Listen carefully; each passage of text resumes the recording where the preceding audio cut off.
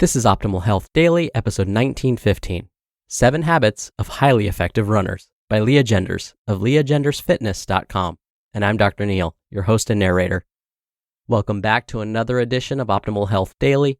This is where I read to you from some of the best health and fitness blogs on the web, kind of like an ongoing audiobook. And don't forget, we have a bunch of shows covering a bunch of different topics. Check them all out by searching for Optimal Living Daily wherever you're hearing this. Today's topic, as you heard from the title, is about running. I'll be honest with you, I am not a fan of running. I played soccer for 9 years and never came around to liking running. So if you're like me, I get it. But even if you are like me, I promise you'll find today's post not only informative, but inspiring too. So listen on as we get right to the post and optimize your life. 7 Habits of Highly Effective Runners by Lea Genders of leagendersfitness.com. If you want to be a better runner, then it makes sense that you should focus on running more. But there is more to being successful than just running. Highly effective, meaning fast and injury-free runners, don't just run. They follow these 7 habits. 1. Run consistently. The most successful runners run consistently, week after week, year after year. In order to improve, you have to lace up those shoes on a regular basis. Work to build up fitness slowly over time and get in the habit of hitting the pavement on a regular basis. This doesn't mean you need to go from 0 to 30 miles per week. That's a recipe for injury. Work towards a consistent running schedule over the long term. 2. Eat well. Athletes fuel properly for performance by consuming a variety of nutrient-dense whole foods. Aim for a mix of healthy carbohydrates, fats, and protein in your diet. Eating too little for your activity level can affect performance in a negative way, just as over-consuming can leave you feeling bloated and sluggish. Finding the balance of healthy foods you enjoy in proper portions is the key to success. 3. Recover well. Great runners recover well. For proper recovery from those workouts, aim for 7 to 9 hours of sleep each night. Don't underestimate the importance of sleep as it relates to running success. Most of our body's recovery processes happen during sleep. If you're not improving over time despite your best efforts, sleep, or the lack thereof, may be to blame. We always seem to be looking for the magic bullet to achieve our goals, new supplements, intense workout routines, macro manipulation, and meal timing. While these things can be helpful as we work to meet our goals, we shouldn't be attempting advanced strategies until the basics are covered. Sleep is an important basic. Are you getting 7 to 9 hours of quality sleep? Speaking of recovery, rest days are an important part of any successful runner's training cycle. For best results, allow at least 48 hours in between intense workouts. Adaptations like getting faster and stronger happen during rest, not during the workout, so be sure you give your body the time it needs to recover and rebuild. Alternate between high-intensity workouts with low-intensity workouts and rest days. An example week might look like this. Monday, high-intensity interval workout. Tuesday, rest day or active recovery, like walking or gentle yoga. Wednesday, low-intensity workout. Thursday, high-intensity or low-intensity workout. Friday, low-intensity workout or rest day. Saturday, a long run. And Sunday, rest day. Try to avoid back-to-back intense or long workouts in order to properly recover. It's not about hammering yourself into the ground for results. Your body will thank you, and you will reap the benefits in your performance. 4. Log workouts. Great runners track their workouts and progress in training logs. In order to reach your goals, it's helpful to know where you are and where you came from. When you keep track of weekly mileage, average pace, as well as heart rate and intensity, you can make outcome-based decisions on what comes next in your training.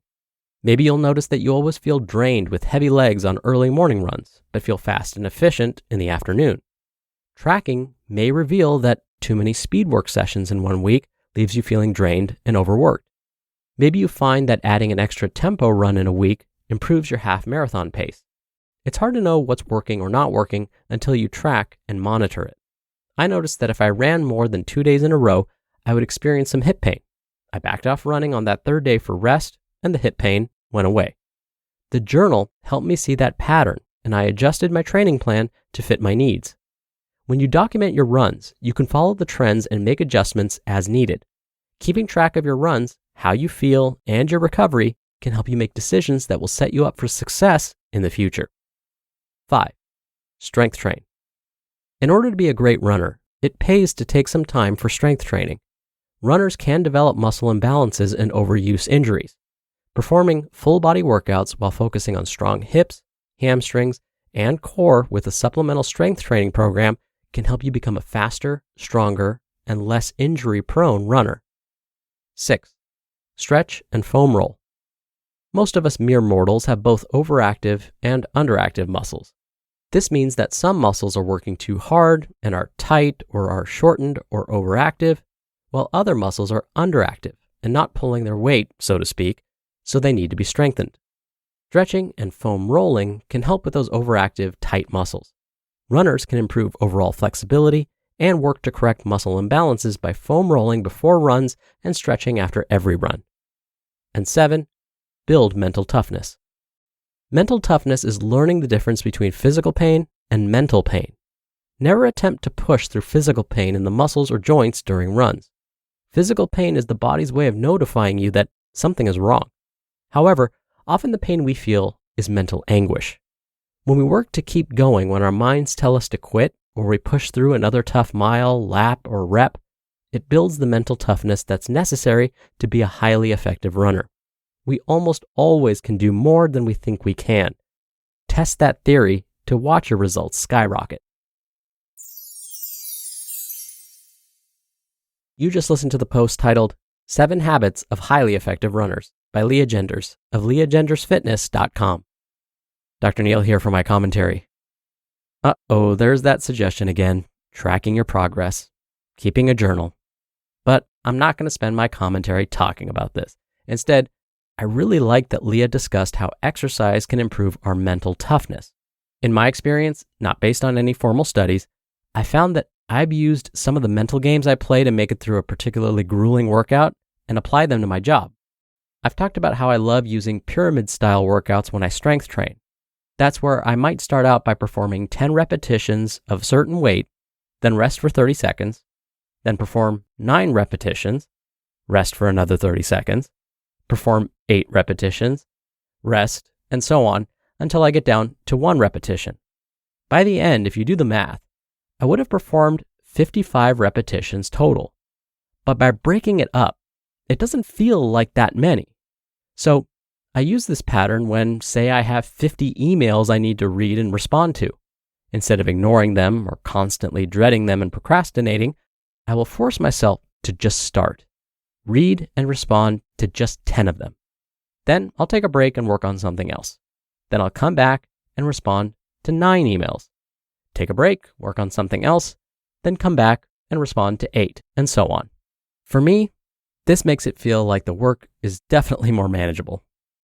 All right, that'll do it for the Thursday episode. I hope you have a great rest of your day, and I'll be back here tomorrow for the Friday Q&A, where your optimal life awaits.